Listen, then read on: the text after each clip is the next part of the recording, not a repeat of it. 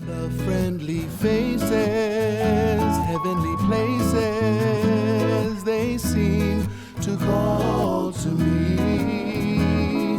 If ever I should go, I will return to thee. Aloha everyone, another beautiful day in Hawai'i. Welcome to Iwalani's Healing Garden, and I'm Iwalani. Again, so what is this garden all about?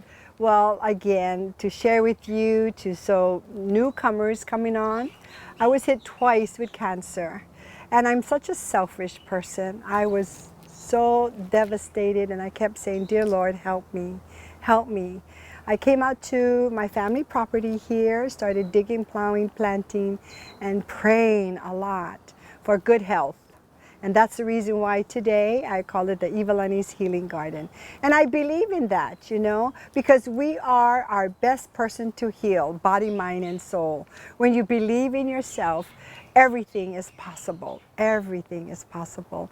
Today I have an amazing woman. I've known her many, many years, and it really takes me back to the time that I've actually known her parents and her daughter. I mean, the whole family was like my family.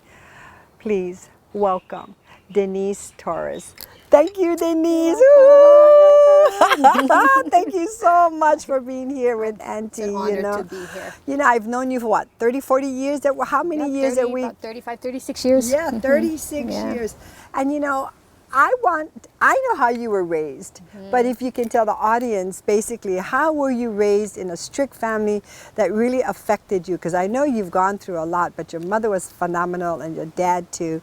But let us talk about how it affected you. So I think it affected me in the way I am now. Yes. I had a very strict upbringing. You know, for the girls, we couldn't go outside and play.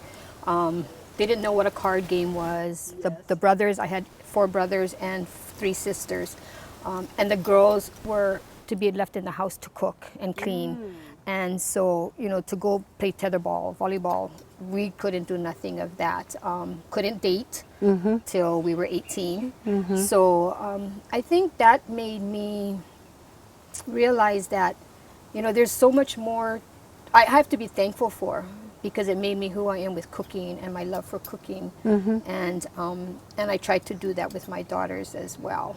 Well, you were trained at a very, very young age with the cooking and the cleaning and everything. But mom, you know, was strict with you, especially your dad too. But I know you were active in the church, because that was your only outing.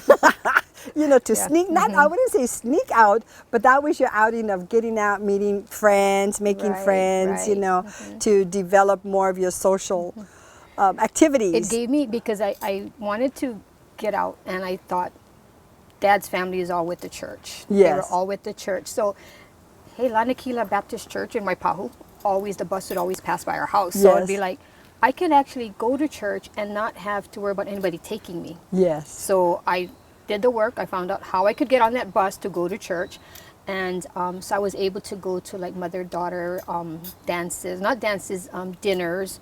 I went camping in Kauai with the church. I caught my first fish.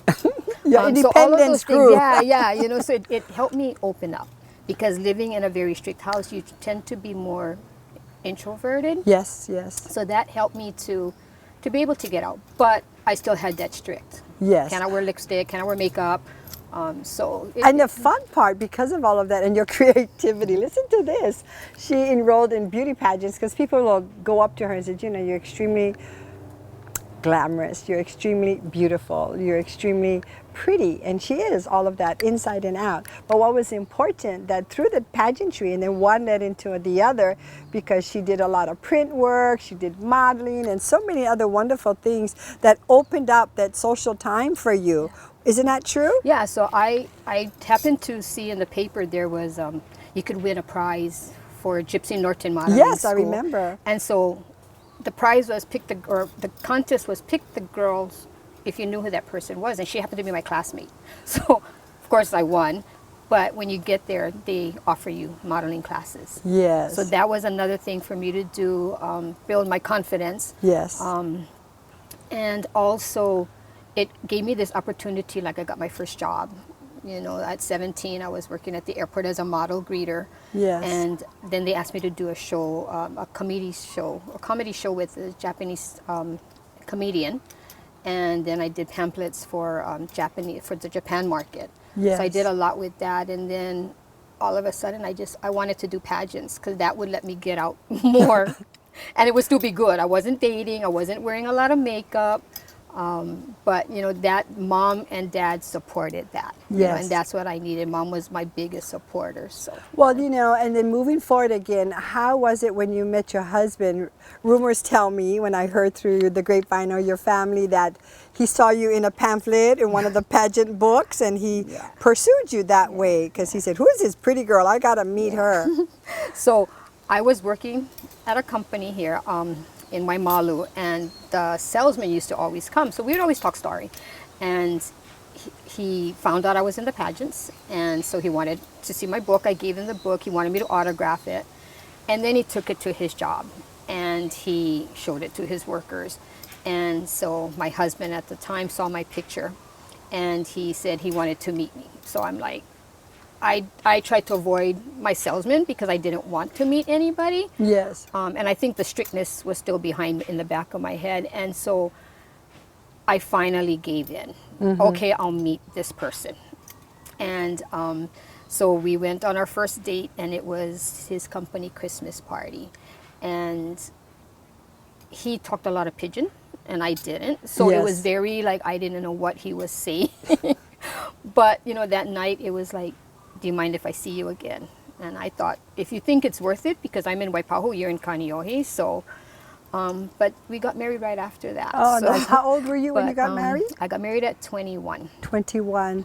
And you had two beautiful I daughters? had two beautiful daughters. Nice. Yeah. And what caused you to, after, because of this fast relationship and things weren't going well, I know he was totally not your style, Yeah. and gave you the strength to actually file for divorce? Things started happening where, you know, life happens. Yes. Elements in life happen, and he asked me for a divorce. And, you know, the first time he did, I never thought I would see that happening. You know, married for 24 years, you think marriage is forever. And I was shocked, and I kept holding on. And then, you know, and then it just got progressively worse. So when he asked me again, I still didn't believe that I should be getting a divorce. My parents were happily married for so many years. So I think the next day, after something had happened, that the next day my daughter called me from Texas or California. And she told me, you know, she says, "Mom, you know, what's happening?" And I told her in a nutshell. And she said, why don't you give him the divorce? And you know, in the back of my mind, I'm like, we don't get divorced in our family. But I did. I came home that day, and I told him I would file for divorce. And, you know, and it was a shock. I mean, and even Dad said, you know, Mom would not want you to be divorced, because Mom had already passed. Dad was still alive. And I said, no, Mom would want me to be happy. I think so, You know? yes. And, you know, and so if we're in a relationship that, you know, our differences are just not coming together anymore, I don't think Mom would want me to be that way. So, Well, you know, ladies out there, her mom was a no-nonsense person. She ruled 100%. Mama ruled of the that house. house. And so when Dad said Mom wouldn't want you to get a divorce, it is true that she ruled, and she would not want any kind of hakaka. She wouldn't want any kind of disappointment for her daughters, and I would think she would encourage for her daughter to get a divorce. And I believe for any of you out there, if you're not happy, don't stay in a situation. Yes, the old school, yes, stick it out no matter what. But nowadays, if it's not resonating with you, it's not part of your values, it's not part of how you feel that you should be treated, then reevaluate your life and realize you're worth more than that. I'd like to talk about your mom. You know, her mom collected elephants because she was bigger than life. Her whole house, their house, of all of Mililani, the news would come over, the policemen would be out in the front directing traffic, because thousands, and I mean thousands of people would come to see their home. And Mom invited them throughout the garden as well as into the house. And every person that came into the house, she gave them a candy cane. Her love was amazing. Her generosity, and I think that's where you get all of that Thank too. you. No, you're so loving. And I'm going to say this, because of all of that, knowing you for so many years, I remember when I was first hit with cancer and we had a fundraiser, because I wasn't, as an entertainer, I didn't have insurance.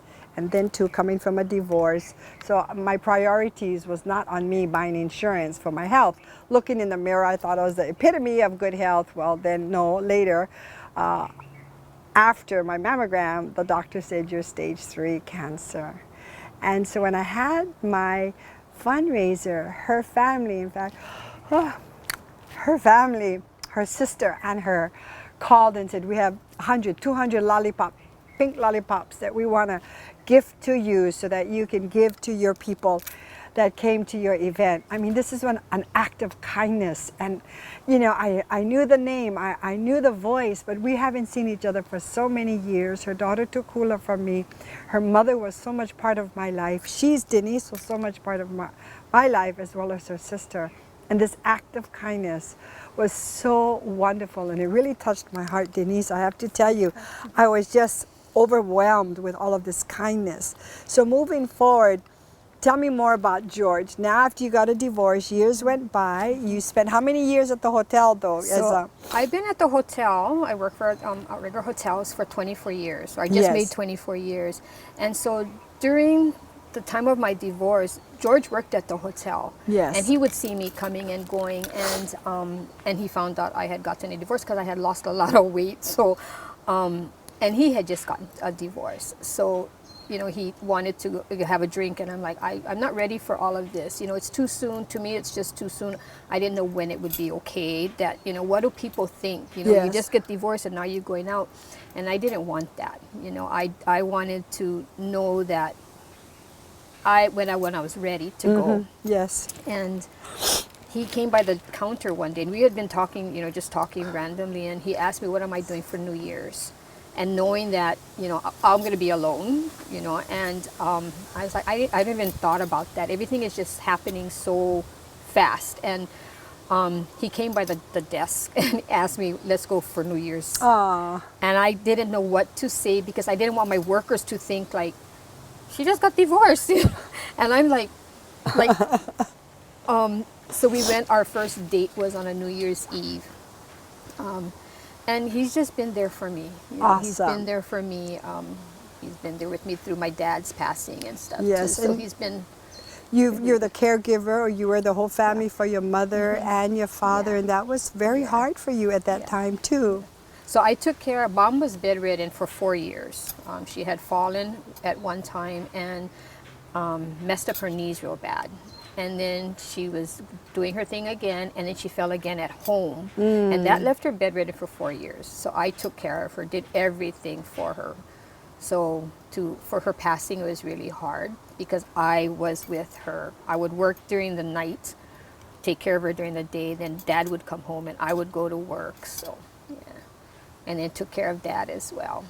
Thank you. Thank you so much. For me, it's a pleasure. I mean, it's an honor. People always say, it's so hard to take care of your parents. To me, I don't see it like that. I just see it as they took care of me. Now I'm going to take care of them. So, Nice. And I'll be right back.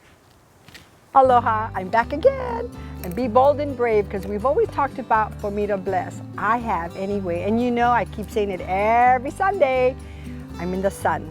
I'm in the garden, digging, plowing, planting, and I gotta take care of this. The rest have already gone, but this is important, because this is what you're looking at. So, remember, we have the day cream, yes, and it's phenomenal, okay? And night before you go to bed, it's 24K. You put this on also too. So please remember, if you value yourself, value this. Don't take my word, you just try it. Formidabless. We have 2 beautiful products, day and night creams. Aloha until we see you again. Ahui ho. Woohoo! Welcome back. I want to share with all of you, no matter what your circumstances that you're going through, you need to be able to conquer yourself. I know it sounds easier said than done, but you can do it through all these different experiences. Live your own truth, yeah. Know your inner spirit because it talks to you from inside. Trust me, I talk to myself and I talk within the garden and you find out solutions that you never thought you would come out with, you know. Surrender, surrender. To me, that was the greatest thing. And pray a lot because honestly, someone's listening. Someone is listening. So I'm going to ask Denise, you know, what happened? What was that breaking moment for you, you know, when everything started to change your life? You know, how do you find that? What was that you gone through? What was your aha? Like, okay, something hit you.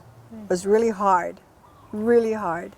I think going back, I think the first thing that really hit me hard, I'm not going to say it's the hardest because I've had harder.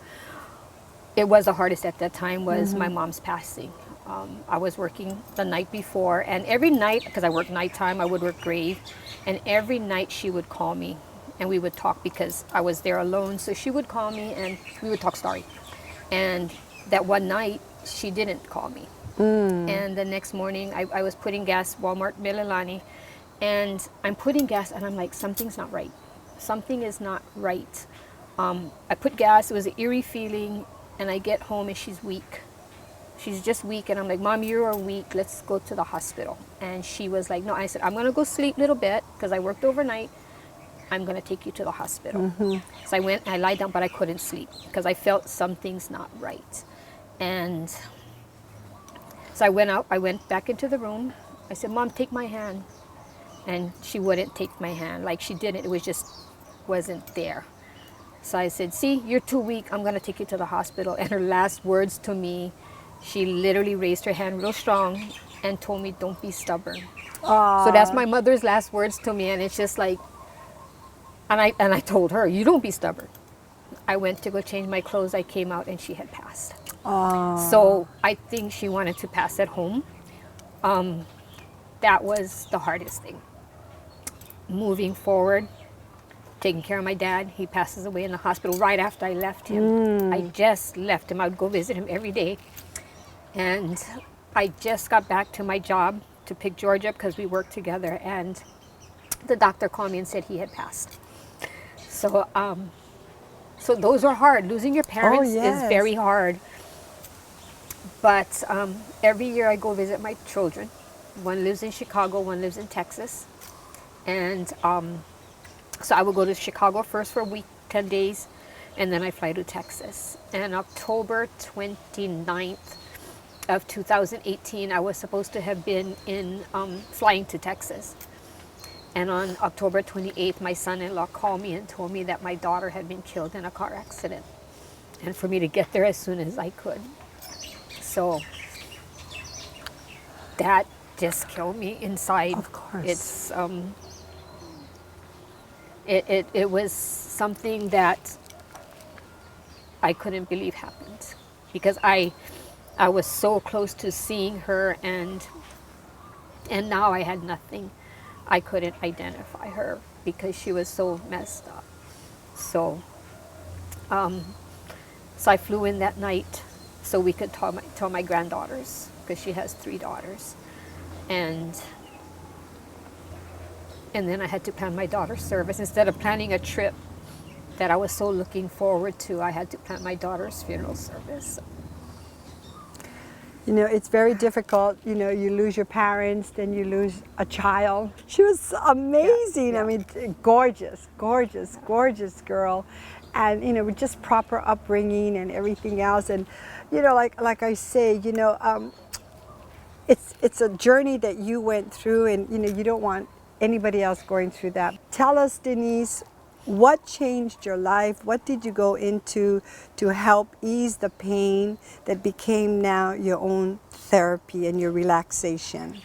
So I don't think there's anything that really makes you forget. Yes. You know, I have moments where I can be sitting, I can be driving and I see a car that she drove, the same type of car, and I start getting all anxiety and I start getting all teary and I have to breathe and get my composure. So what I found that I like to do was cook. I've always loved to cook, now I find it more relaxing, and I like cooking my Puerto Rican food, things that I grew up with, pasteles that, people want to know. It's a tedious process, but I want to do it all myself. And I have volunteers to help me. But I'm like, this is my therapy, cake decorating, making cakes and stuff. I get into it, and I'm just totally in my kitchen. And it lets me think about her, lets me think about my mom, lets me cry about the good memories and the bad memories. And so cooking is my therapy. I was dancing a lot when my mom passed away. I started going back into my salsa dancing. But I don't want to do that. I don't want to be out. Yes. I want to be in my house. I want to be, my comfort is my home. And I have all the doors closed, and I can just totally get into my cooking. So it's a godsend for me that I know how, and I can, and I'm learning more each day. I commend you for that, because I would burn hot water. Yeah, and you invite me to a party, ask me for potluck, but I will bring paper products. You know what I mean? I cannot cook. But for you, like you said, you get into the kitchen, you do all these phenomenal things. I'm salivating just thinking about the food we're going to eat after. And you're just wonderful. And then they had someone calling you to do a cooking show. Yeah, you want to share a little bit about that? About last year, we were at one of my brother's dances. He played what they call kachi music. And my classmate she goes, would you like to do something for the Honolulu Advertiser? And I was like, so I'm thinking it's going to be the Advertiser. You can wear boro kind clothes. Yes. Because you're in the kitchen, it's a paper. But they had cameras. And they wanted me to show how to make it. So that came out the month later. And on Star Advertiser's Crave section, I have like 86,000 views, and I'm just so amazed by that. And then this couple months ago, Lynette had messaged me again asking me if I would do a showing a demo of making my rice, my arroz con ganduli, or ganduri rice, how they say in Hawaii, for Kiku TV. And that's been airing just now. It just came out, so people are telling me that, hey, I saw you on TV, and it's an honor to me to be able to do what I love, but do what I love, which was Mom's recipes, and then show it with other people. You know how kind you are. I want to share, because she knows I don't eat pork. Yeah, since my surgeries, as far as my cancer, they told me not to eat pork or red meat and things like that, to change my diet. And so she said, I have all these great recipes. And she was telling me, and I went, I don't eat pork. And she's so amazing. She turned it all into putting chicken. Who does? It's crazy, yeah. Yeah, I was like, I was on the phone, we were texting. Yes. And I was like, oh my God, what am I going to do now? I don't make arroz con ganduli with chicken or without meat. I'm a Puerto Rican, we use pork for a lot. And I couldn't do it without meat. And all I kept thinking was, I got to do it with chicken, because Auntie Iwalani does not eat pork. So I did it. And I was tasting it this morning. I'm going, it tastes good. Yes. So, I'm glad I was able to do that for you. Thank you. And you also got recently certified. Tell me about that. Yay. So with COVID-19, I'm not working. I haven't worked since March. And so I'm on the computer a lot. I'm on Facebook a lot. And there's a lot of different free classes. You can take free classes. So there was David Tutara, who's like the wedding guru of the world to me. And he offered event planning challenge, a course. And I took it. So we just had our graduation this past week. So I graduated in the event planning challenge.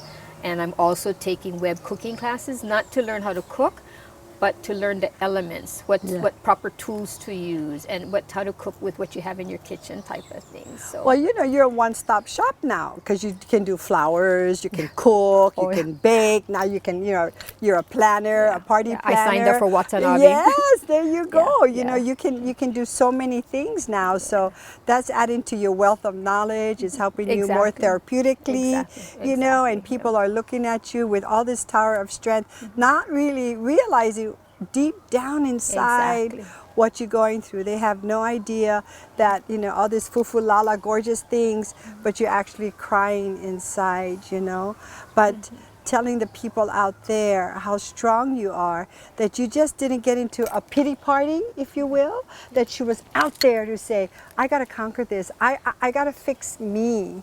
I have to fix me, because if I don't fix me, I'm worthless to anybody else. But through her cooking and her planning and her beautiful face and just loving life, we got to learn to live. We're only in this journey once, family and friends out there. Yeah, create that beautiful legacy that you want to be remembered by. Now, things happen. I call it the kuka hit the kahili. What you going to do? You got to dust it off. I know it's not easy, but always imua. You got to think about, you know, what's the greatest you? What is the greatest you? And we all have that within ourselves. Don't you think so? Yep. I call it, my moments are the tears of a clown. That song, the old song. Yes. The tears of a clown when no one's around. Uh-huh. So that's how I see myself, that I'm happy and I'm joyful with everybody and whatnot. But when nobody's around is when I'm crying. I cry in the shower, I cry in my car, I cry in my room, I'm crying when I'm cooking. But when I'm with my family and friends, you know, I have to be upbeat. I have, you know, it's something that I don't want to draw you into it. That's right. And you know what? Well, just when she was talking, I felt this beautiful breeze come through. I believe it's our ancestors saying, yay! Yeah. Oh, she's saying felt it something too. beautiful, because I believe there's spirits all around us. And here it's coming again. I feel Here is coming again. Your mother, your father, your daughter is saying, I commend you. I commend you, because you're picking it up and you know you're going to make the best of it so you can continue to share this love with everybody else. Be bold. Be brave, yeah? Don't hold anything back. And I'll be right back. Wow, this is delicious. Tell me about it. I know salad, and this is the Flan. So this flan. is Puerto Rican flan. Oh wow! Yeah. And is that your Puerto Rican? My also- secret salad sauce. Oh, great! The secret salad sauce, and also tell me about your chicken. So this is my baked chicken. It's what I call gallina con sazon, which is chicken with flavor. Oh. Or with seasoning. So it's my little secret sauce again. Oh yay! And you can be found with all these recipes. They can look you All up, my- right? yeah, all my foods on Facebook, yeah. On Facebook recipes. Yeah. Woo! Yeah. I cannot cook, but you gonna make for me, right? Yeah. Yeah. What I'm trying to do now is make videos Oh, of nice. step by step how to cook the meals, because people are asking. So Nice. that's what I'm working on doing right Aw, now. that's So, awesome. yeah. And this rice. My arroz con ganduli that I made for you special with chicken instead of pork. Yay! So and there's for chicken those in of there. you that don't eat pork, well, look how clever you are Yeah. to do with chicken. my delicious chicken. Oh, And then I made mini pasteles here. Normally wanna open? we eat the big ones. Yes. People will eat, but I like to make appetizer size. So wow. just pop it in your mouth. Yes. And there's the pastele right wow. there. So that is you wanna so. you wanna try this one? A little bit pork. Of course. Little that's bit okay. pork. That's okay. I gotta, you know. Oh no. Oh no. Oh no. Oh no. Oh no. So yeah, this is my Cocinando con Denise. So you can find me on Facebook. I salute to all of you out there that's struggling with adversities and things that's not going right in your life. And to you, Denise, you know, thank you for sharing. It was such a difficult moment for me. Actually, I was tearing up, and with my false eyelashes was kind of hard, yeah. But it was like, oh, please, you know, help me to not get my emotions in the way, but unfortunately it did. So I needed water to hydrate and gather my thoughts to all of you out there, but to commend Denise for just sharing, you know, this heart-wrenching stories and that she's been going through. It's not an easy thing. And sorry, sweetie, I'm going to put you on the line again to ask you about what's the message to mothers that are struggling out there, you know, families that are struggling out there that's lost a child through this devastation.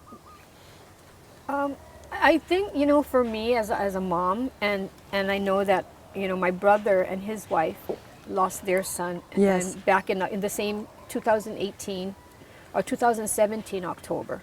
And I could not think of it. You know, you hear about parents losing their children, and how does one deal with it? How do you keep on keeping on?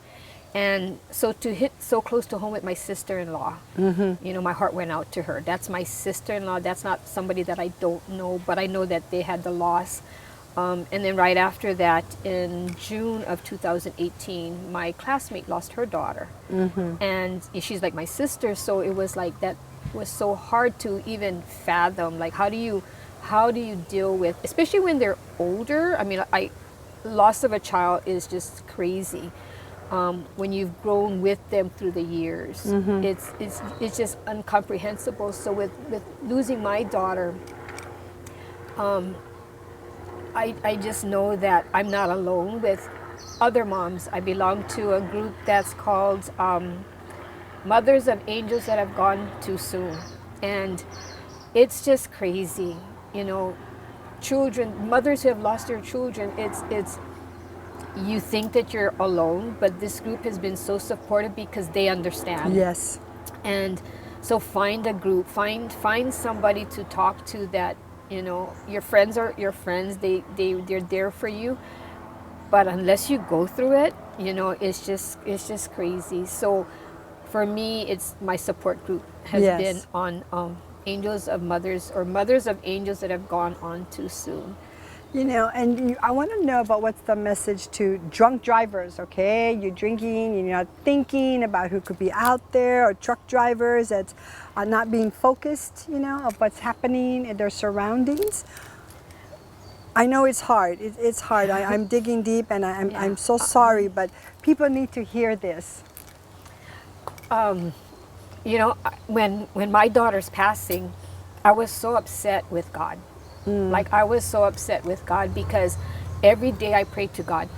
Yes. Every day I prayed to God, take care of my daughters, take care of my grandchildren, take care of my son-in-laws, everybody that I love, my brothers, sisters, and God took my daughter from me. So, and what I find ironic was that the way she passed was from an 18-wheeler. And that's the kind of truck that her dad drives. And so that, I was angry with that, you know, so I want to be able to go forward in my next step, I guess, is talk to truck drivers. You know, it may not be their fault, it may be their fault, but be aware they have a big tool, and that big tool can ruin so many lives in an instant. And that's how my daughter was killed, was with an 18-wheeler. So every time I see 18-wheelers, I get anxiety. It's like seeing a car that she drove. You know, Yes. I can't breathe. I'm driving and I can't breathe with that truck next to me. So I think I just to be careful out there. And you see a lot of ho'ailonas, and ho'ailonas is like symbols or messages or signs, the 1212, like you were telling me. Right. You see this constantly, or earlier I felt the wind. I believe in all of that, you know, the spirituality of all of this. You wanted to give a shout out to your ex-husband and his beautiful wife. You know, of course, when you get divorced, you don't want to talk to them. You know, you just separate. You go your way.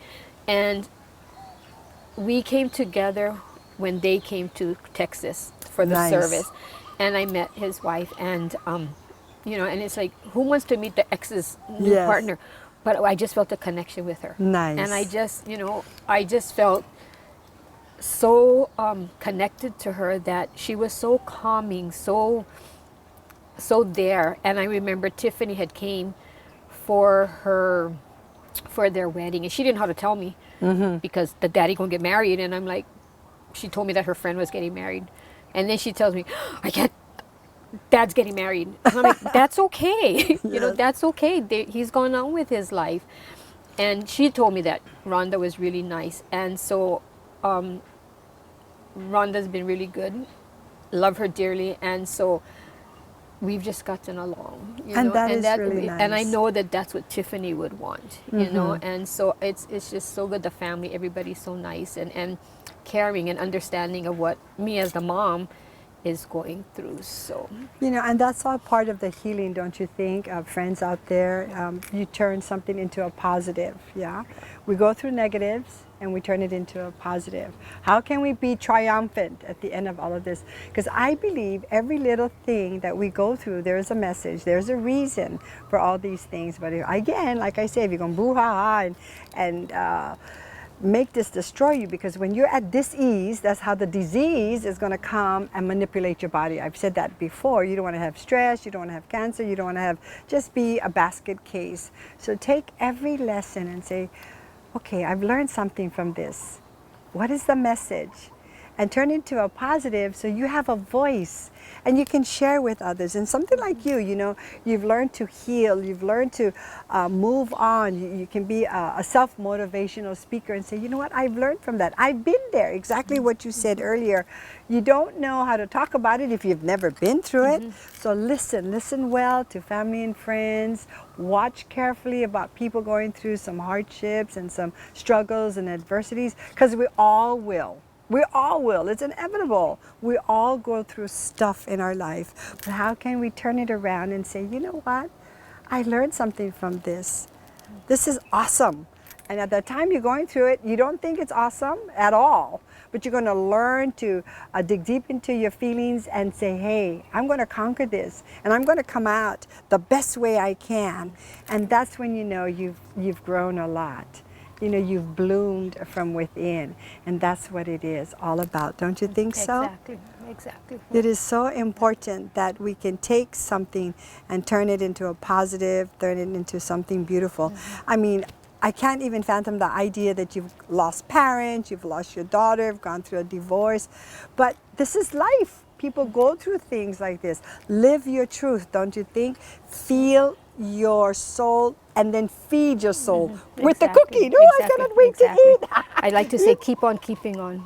Keep on keeping and then talking to my other daughter. You know, it helps a lot, you know, with my grandsons and talking to my granddaughters. So I have to keep on because of my grandkids, because of my other daughter. It's not about me. It's about living because I want to be able to be with them. So, nice. And with that, ladies and gentlemen, I will be right back. Aloha, dear family and friends out there. First of all, I want to thank you, Denise, for just being here and sharing your beautiful story. I want to thank Formidabless, all the beautiful lei and flowers all the time. And more importantly, for Mangorial's food and catering, Annabelle Kabebe, and just all you wonderful people out there watching us, and spread the word of love and kindness. And I always remember, aloha. Aloha is not only a word, it's an action. When you show kindness and compassion, that's the true essence of aloha. When we're going through this pandemic time, we're all stressing about different things. So don't forget, wear your mask, know your distance, do your shaka, knuckles, whatever it may be. Please remember to sanitize, wash your hands, and just be really mindful in all that you do. This is Hawaii, and we want to bring the numbers down, not up. We need to bring them down so we can invite tourists, and then we can holo holo and go traveling and all those wonderful things. So again, my aloha to you. God bless you. Formidabless. Aloha, ahui ho. And don't forget to watch us every Sunday at 4 o'clock, okay? 4 o'clock every Sunday. Woohoo! Aloha. You know, in this COVID time, and you're always doing takeouts. Yeah, I'm going to put her on the spot here because, you know, you don't have time to go to fine dining or restaurants. This is so delicious. I don't cook. I need to take out. Denise, please help Auntie. How do we get a hold of you? How can we do all of this? So you can find me on Facebook, Denise Torres, or I can give you the link. Yes. After the show, and then you can place an order. If I have people, I can make takeout plates. Yay! So, yeah. You gonna make me another plate? I'm gonna make you a plate. Woohoo! Yes. So for those of you that's salivating right now, don't forget you can order, and this is gonna be phenomenal. I know you jealous. Haha! I get to eat.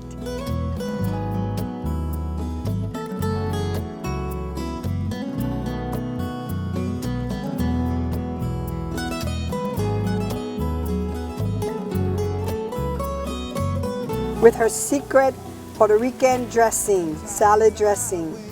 These are all recipes from her mom that dates back years and years and years, and you get a chance to try it. So give her a call, okay, or text her or whatever it may be. Denise, thank you so much. You're welcome. Wow. Enjoy. This is only my first plate, okay? I'm gonna have two, I'm sure.